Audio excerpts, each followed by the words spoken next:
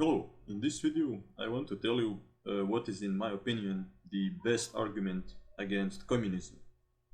And when I say communism, I'm talking both about the systems that were implemented under the rule of communist parties and about the communist utopia of Marx. And Archie Brown, actually one of the most respected historians of communism, gives us these two definitions. So communism can be both the planned economies, systems that implemented planned economies under the rule of the Communist Party, and the utopia of Marx. And to those communists that say that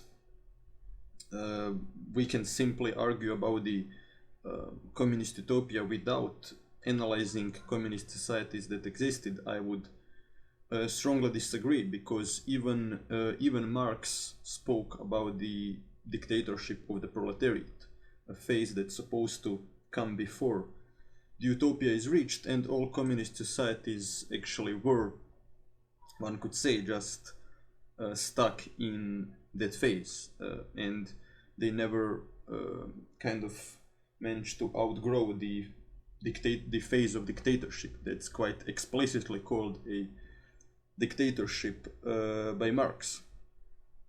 So, but before I present to you the what I see as the best argument against communism, I actually want to tell you why I disagree with the most popular arguments against communism that you can often hear online and sometimes even in the academia. And one of the most popular arguments against communism is often advocated by people like Jordan Peterson, and he was originally inspired by a book that's called A Black Book of Communism. Now, there are many videos that dispute these numbers and actually show that they're probably lower, but to me, for the sake of this particular video, that's not even important, and I'm actually quite willing to accept these numbers, but there is one pretty obvious problem with this argument. Well, are these Marxists motivated by love or hatred? Well, is it love or hatred that produces 100 million dead people? I'm very glad you won that fight, Matt, but I'm not impressed by your performance, and that is to say that one shouldn't be a communist because communism killed a lot of people. Well, an obvious problem with that argument is that capitalism probably killed an equal number. If we look at all the people that died in wars between capitalist colonialist countries, the number will roughly be 100 million as well. And maybe some of you are now asking a question, well, what the hell is this guy talking about? What capitalist wars killed so many people? Well, World War I. It wasn't only a war between capitalist countries, but it was a war that started because of colonialism that, according to Marx at least, was an integral part of capitalism. And one of the main reasons he criticized capitalism is precisely because of colonialism. He was anti-colonial. We could I'm not claiming that the guy was like perfectly good moral as a person or a necessarily a good person, but he was anti-colonial. And yeah, the horrors of World War I killed 20 million people and led to the Spanish flu that killed an additional 20 million people. So we are already at 40 million people. And then when you look at all the colonial wars of independence and well, partially we can even look at post-colonial wars that are a direct result of colonialism. For example, the situation with Israel and Palestine is a direct consequence of the British Empire promising the same land to both the Arabs and the Jews. And no wonder both sides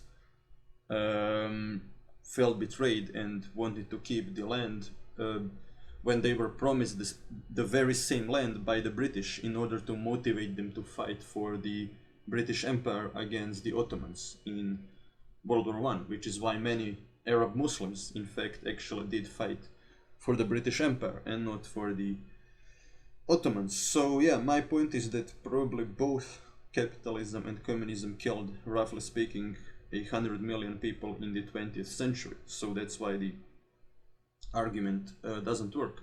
But there is a much better argument to be made against communism, but still a flawed argument nonetheless, and that is that communism, it leads to authoritarianism, and not only does it lead to authoritarianism, authoritarianism is an integral part of communism, because after all Marx did speak about the dictatorship of the proletariat, and Stalin had his own vision of that society.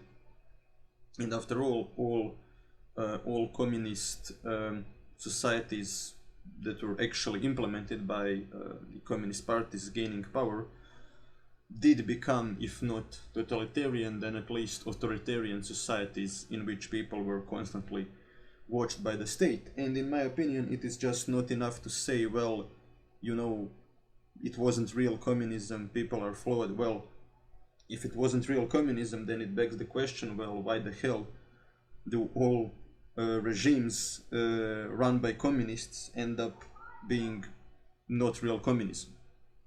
So that's not a good answer.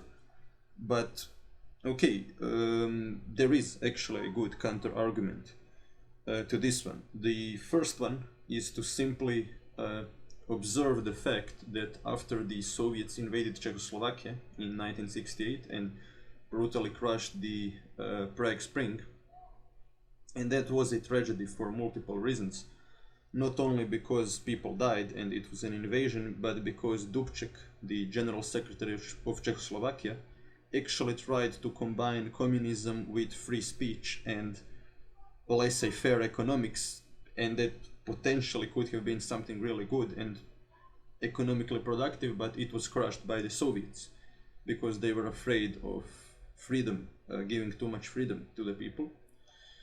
And the invasion of Czechoslovakia among the Western leftists, especially European leftists, sparked a new form of communism, and the new emerging form of communism at the time was called Euro-communism. And the basic difference between original communism and Euro-communism is this idea that the only legitimate way for communists to come to power is through democratic elections. And actually, contrary to what Marx believed, and he believed that communists will never be able to win in a fair election, because he argued in all democratic societies the elections are manipulated by the wealthy, by the capitalist elites, and therefore communists will never be able to win. But in Chile, Allende actually did win as a communist. And what happened after that? Well, the United States organized a fascist coup by Pinochet. Yeah, so maybe one could say, well, maybe Marx was right, because the only time in history communists actually did win democratically, they were almost immediately attacked by the fascists, and the power was taken away from them. But okay, I would still argue that Marx was actually wrong, and that it is possible for communists to win through democracy. And so this argument that that communism is bad because it is authoritarian and also violent, because Marx also insisted that a revolution needs to be a violent revolution. Well, there are two ways to counter this argument. One is to say, well, okay, some communists are against authoritarianism, and other is to say, well, sometimes violent revolution is necessary.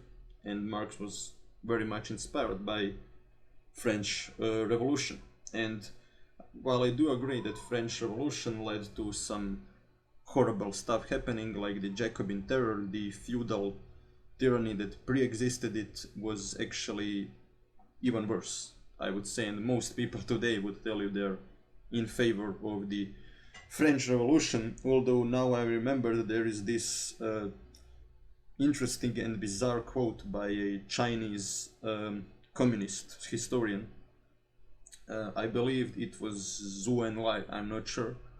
And when the guy was asked, what do you think of the French Revolution by the Western media, he replied, it is too soon to tell. But yeah, generally, Marxists did glorify the French Revolution. Chinese communists, well, they merged communism with Maoism and glorification of the peasantry, so that's probably why they had a different perspective. But okay, let us return to our original quest of this video. And finally, before I present to you what I believe to be the best argument against communism, I will present you with the second best argument against communism, and that is capitalism leads to prosperity. It is simply a more economically productive system. And I would agree. There is actually no way to dispute this. All historians and economists I read agree with this. Planned economies simply do not produce an equal amount of goods. When it comes to accumulation of resources, capitalism is the best system, and this prosperity of capitalism is often contrasted with poverty of communism. But I still want to respond to this argument by presenting some assets that planned economies actually have that are not so often discussed in, well, maybe at least in Western literature about communism. So while planned economies are less economically productive overall, they are very good at allocation of resources to a particular branch of the economy. It's much easier to do it when the economy is highly centralized and under control of the state. The economy is much more easily regulated, and therefore resources are much more easily allocated to a particular branch that is currently regarded to be in the interest of the people. And a good example of that is the Soviets winning the space race, and they were the first ones to send a satellite to space and a man to space. So how were they able to outcompete the United States? And United States was not only a richer country at the time, but they were also the only superpower not devastated by World War II, since World War II wasn't fought on their territories. So how the hell were the Soviets able to at the same time rebuild their country and fight colonialism and go to space before the United States? Well, they did it by taking money from some other branches of the economy, like agriculture, which is why they had shitty agriculture for the entire duration of the Soviet Union. So the allocation of resources is an asset present in the planned economies. But one might ask, well, why the hell is it that important to win the space race? How does that make life of an average person better? Well, it doesn't, but potentially it could have. So let me explain what I mean by that. So the Soviets could have potentially, let's imagine an alternative universe where they encountered, for example, a new form of energy in space that gave them advantage over the Americans. I don't know, like antimatter, or imagine had they encountered alien technology or something like that. So going to space in the long run definitely is useful. And another example of planned economies having an ace up their sleeve is World War II. When the Soviet Union was attacked, they were able to outcompete everybody else in tank production, and World War II was a war of tanks, and especially on the Eastern Front with Great Plains, tanks were the most important weapon, one could argue, and Soviets were able to outproduce both Germany and the Americans in tank production precisely because they had a highly centralized economy, a planned economy. And Isaac Deutscher argues that precisely the fact that they had collectivized agriculture at that particular time in history was useful, because they were able to kind of control their grain and remove it before the German army captured their main stashes of grain. And the same thing was done with the Soviet industry. They were able to relocate it quite quickly, precisely because they were a planned economy at the time.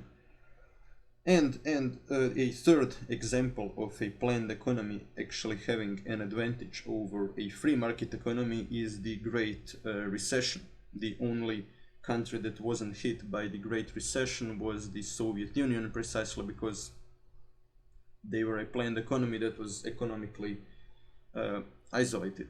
But still, the main point of the argument remains, and that is that capitalism is better at producing goods than planned economies. And I just wanted to play the devil's advocate and present some alternative scenarios where planned economies are actually better, like going to space, World War II, and the Great Recession. While there was unemployment, for example, in the Weimar Republic of 40%, the Soviets had full employment. Now, I'm not saying that they also didn't have an economic crisis of their own.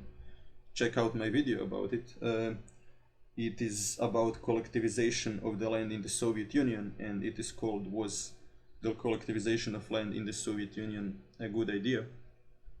But okay, I've now presented some specific cases in which planned economies are useful. But okay, let's finally address the best argument against communism.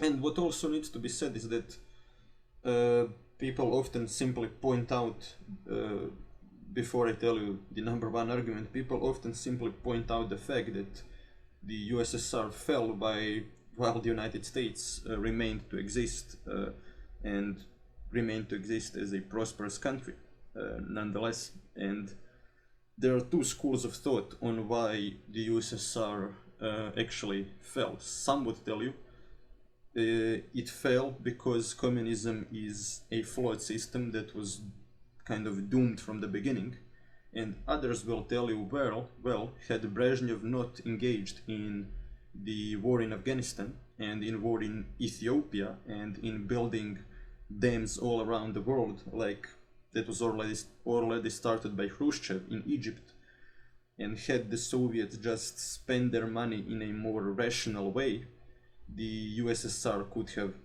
survived with definitely some economic reforms that were inefficiently implemented by Gorbachev. But yeah, a certain dose of economic reform definitely would have been necessary, but some argue that the Soviets could have survived and that the USSR could have not fallen had Brezhnev not attacked Afghanistan. And that could be true, actually. I'm not sure, but it's definitely a solid argument. And what also needs to be pointed out is that after Putin came to power in Russia, he did manage to, for example, fix some branches of the economy that were greatly inefficient under communism. For example, agriculture was much more productive under Putin than throughout all general secretaries of the Soviet Union, because free markets in this area also lead to more prosperity and productivity. And in planned economies, the collective farms were not given enough freedom and incentive to produce a lot of grain. But okay, one could actually acknowledge all of the advantages of capitalism and still say, like many in Russia do, but still it was better under the Soviets when we had big social programs, when we were given free apartments by the government, when everybody had a job. Yes, we were less productive, one could say, but at least there was less wealth inequality, and we were happier because we had a feeling we are living in a society that cares about us more by giving us more money, free apartments, less wealth inequality, and stuff like that. But okay, let me finish with the best argument against communism, that I would agree simply works, and there is, at least I'm not aware of a good counter argument existing against it. And the argument was actually first time formulated by Bakunin, and the argument goes as follows, and that is, Bakunin pointed out to Marx that at the heart of his philosophy there is this idea that at one point the state will abolish in itself and create a communist utopia. And I do agree with Bakunin that it is highly unlikely that at any time in history a dictatorial state, a dictatorship of the proletariat, as it is called in a communist manifesto, will abolish itself. I simply can't imagine a dictator one day waking up and saying, comrades, we are abolishing this state, the army is dismissed, the police is dismissed, I quit my job, here you can have the utopia. I simply don't see that happening. And some people could argue that, well, history is full of crazy stuff, but yeah, I simply don't think there is a good argument against what Bakunin said. Well, that's all for this video, and see you in the next one, and don't forget to like and subscribe if you liked this video.